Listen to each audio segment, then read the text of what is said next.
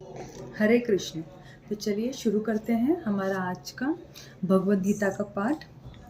तो आज का श्लोक, ततः शखंड्य भैरिष्य पर्णवाणक गोमुख सहस भाव भय सहन्यत स शब्दस्तमूलो भवतः। इसका हिंदी में अर्थ, तत्पश्चात शंख, नगाड़े, बिगुल, तुरही तथा सिंह सहसा एक साथ बज उठे। वह समवेत स्वर अत्यंत कोलाह पूर्ण था। तह श्वेत हेर्युक्ते महति शयनंदे स्थिते माधव पांडवश्च दिव्य शखंडो प्रदमभूतः। दूसरी ओर से श्वेत घोड़ों द्वारा खींचे जाने वाले विशाल रथ पर आसीन कृष्ण तथा अर्जुन ने अपने अपने दिव्य शंख बजाए। तात्पर्य, भीष्म देव द्वारा बजाए गए शंख की तुलना में कृष्ण तथा अर्जुन के शंखों को दिव्य कहा गया है। दिव्य शंखों के नाद से यह सूचित हो रहा था कि दूसरे पक्ष की विजय की कोई आशा न थी, क्योंकि कृष्ण पांडवों के पक्ष में थे। जयत्सु पांडव पुत्राणा एषा पक्षे जनार्दनः। जय सदा पांडवों के पुत्र जयसों की होती है, क्योंकि भगवान कृष्ण उनके साथ हैं, और जहाँ जहाँ भगवान विद्यमान है वहीं वहीं लक्ष्मी भी रहती है, क्योंकि वे अपने पति के बिना नहीं रह सकती। अतः जैसा कि विष्णु या भगवान कृष्ण के शंख द्वारा उत्पन्न दिव्य ध्वनि से सूचित हो रहा था, विजय तथा श्री दोनों ही अर्जुन की प्रतीक्षा कर रही थी। इसके अतिरिक्त जिस रथ में दोनों मित्र आसीन थे वे अर्जुन को अग्नि देवता द्वारा प्रदान था, और इससे सूचित हो रहा था कि तीनों लोकों में जहाँ कहीं भी यह जाएगा वहाँ विजय निश्चित है। पांडव जनय हर्षिकेशो देवदत्त धनंजय पौंडो दधमो महाशखंड भीमकर्मा वृकोदरः। भगवान कृष्ण ने अपना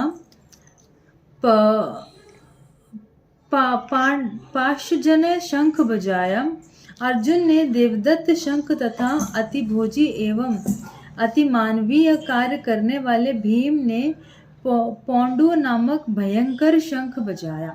तात्पर्य, इस श्लोक में भगवान कृष्ण को ऋषिकेश कहा गया है, क्योंकि वे ही समस्त इंद्रियों के स्वामी हैं।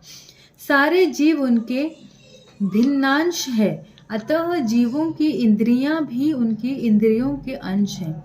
चूंकि निर्विषयवादी जीवों की इंद्रियों का कारण बताने में असमर्थ हैं, इसलिए वे जीवों को इंद्रियरहित या निर्विशेष कहने के लिए उत्सुक रहते हैं। भगवान समस्त जीवों के हृदय में स्थित होकर उनकी इंद्रियों का निर्देशन करते हैं, किंतु वे इस तरह निर्देशन करते हैं कि जीव उनकी शरण ग्रहण कर ले, और विशुद्ध भक्त की इंद्रियों का वो तो प्रत्यक्ष निर्देशन करते हैं। यहाँ कुरुक्षेत्र की युद्ध भूमि में भगवान कृष्ण अर्जुन की दिव्य इंद्रियों का निर्देशन करते हैं, इसलिए उनको ऋषिकेश कहा गया है। भगवान के विविध कार्यों के अनुसार उनके भिन्न भिन्न नाम हैं। उदाहरणार्थ, इनका एक नाम मधुसूदन है, क्योंकि उन्होंने मधु नाम के असुर को मारा था। वे गौओं तथा इंद्रियों को आनंद देने के कारण गोविंद कहलाते हैं। वसुदेव के पुत्र होने के कारण इनका नाम वासुदेव है। देवकी को माता रूप में स्वीकार करने के कारण इनका नाम देवकी नंदन है। वृंदावन में यशोदा के साथ बाल लीलाएं करने के कारण ये यशोदा नंदन है। अपने मित्र अर्जुन का सारथी बनने के कारण पार्थ सारथी हैं। इसी प्रकार उनका एक नाम ऋषिकेश है, क्योंकि उन्होंने कुरुक्षेत्र के युद्ध स्थल में अर्जुन का निर्देशन किया।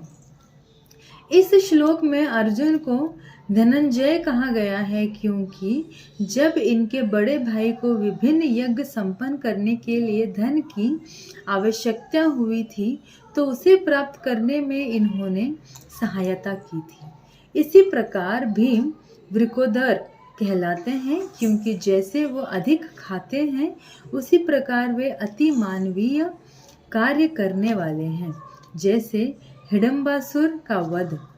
अतः पांडवों के पक्ष में श्री कृष्ण इत्यादि विभिन्न व्यक्तित्वों द्वारा विशेष प्रकार के शंखों का बजाया जाना युद्ध करने वाले सैनिक के लिए अत्यंत प्रेरणापद था। विपक्ष में ऐसा कुछ न था, न तो परम निदेशक भगवान कृष्ण थे, न ही भाग्य की देवी श्री थी।